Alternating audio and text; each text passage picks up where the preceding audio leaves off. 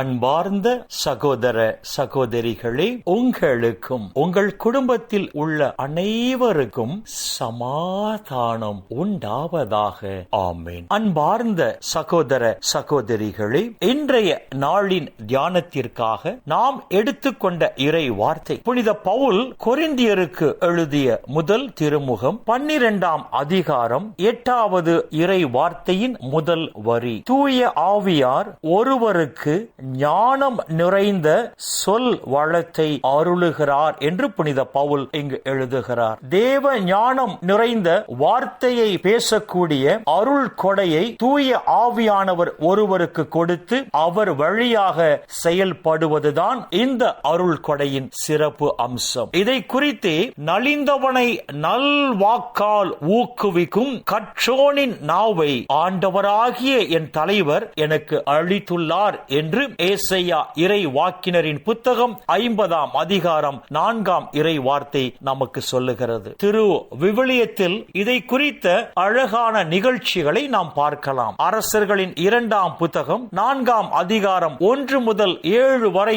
உள்ள இறை வார்த்தைகளில் ஒரு நிகழ்ச்சி சொல்லப்பட்டிருக்கிறது. இறை வாக்கினர் குழுவினை சார்ந்த ஒருவரின் மனைவி எலிசாவிடம் வந்து, ஐயா, கடன்காரன் என் 2 பிள்ளைகளையும் தனக்கு அடிமைகளாக எடுத்துச் செல்ல வந்திருக்கிறான் என்று சொல்லுகிறார். அப்போது எலிசா அந்த பெண்ணை பார்த்து, உன்னிடம் என்ன இருக்கிறது என்று கேட்கிறார். அந்த பெண், என்னிடம் கலயத்தில் சிறிது எண்ணெய் மட்டுமே இருக்கிறது என்று சொல்லுகிறார். அப்பொழுது எலிசா அந்த பெண்ணை பார்த்து, நீ சுற்றிலும் உள்ள அண்டை வீட்டிற்கு சென்று அவர்களிடம் இருந்து பல வெற்று பாத்திரங்களை கேட்டு வாங்கிக் கொள். நீ உன் புதல்வரோடு வீட்டிற்குள் சென்று கதவை தாளிட்டுக்கொள். பின் பாத்திரங்களில் அந்த எண்ணெயை ஊற்று.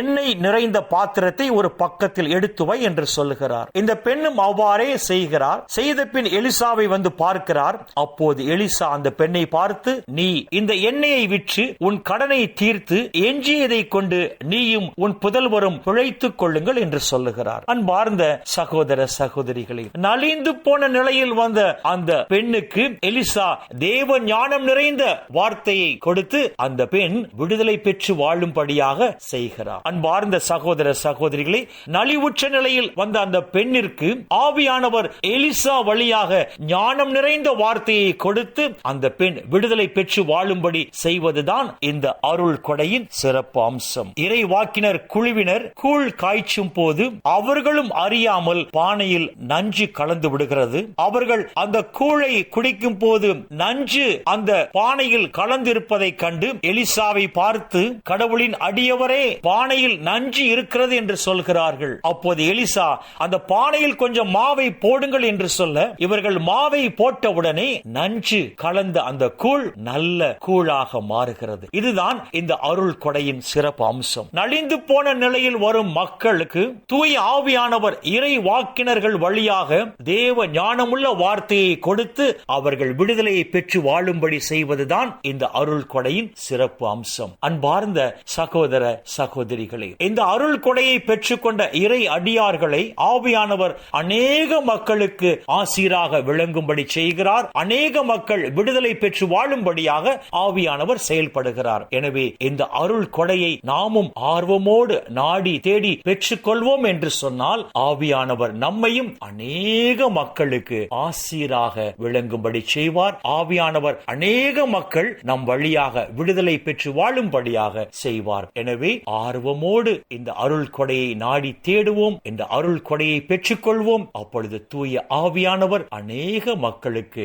நாம் ஆசீராக விளங்கும்படி செய்வார். இந்த இறை சிந்தனைகளோடு நாம் ஜெபத்திற்குள் கடந்து செல்வோம். எங்களை நேசிக்கிற நல்ல பிதாவே, அப்பா, இந்த உலகில் இன்னும் ஒரு நாளை நீர் எங்களுக்கு சேர்த்து தந்த உம்முடைய கிருபைக்கு நன்றி சொல்லுகிறோம். இந்த நாளிலும் ஞானம் நிறைந்த அருள் கொடையை குறித்து உம்முடைய உயிருள்ள வார்த்தைகள் வாயிலாக எங்களோடு பேசினீரே, அப்பா, நன்றி சொல்லுகிறோம். அப்பா பிதாவே, உமக்கு சித்தமானால் உம்முடைய இரக்கத்தின் நிமித்தம் இந்த இறை செய்தியை கேட்கிற மக்களுக்கும் தூய ஆவியானவர் வழியாக இந்த அருள் கொடையை கொடுத்து அந்த தூய ஆவின் வழியாக இந்த மக்கள் அநேக மக்களுக்கு ஆசீராக விளங்கும்படி செய்வீராக. அப்பா பிதாவே, இந்த இறை செய்தியை கேட்கிற எல்லா மக்களையும் அவர்கள் குடும்பங்களையும் விண்ணக ஒளி பீடத்திலிருந்து தேவரீர் நிறைவாக ஆசீர்வதிப்பீராக. அப்பா,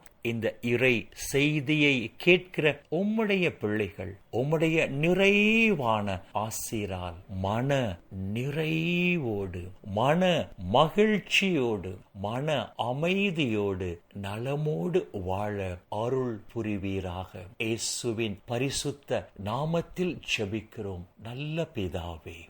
ஆமேன், ஆமேன், ஆமேன்.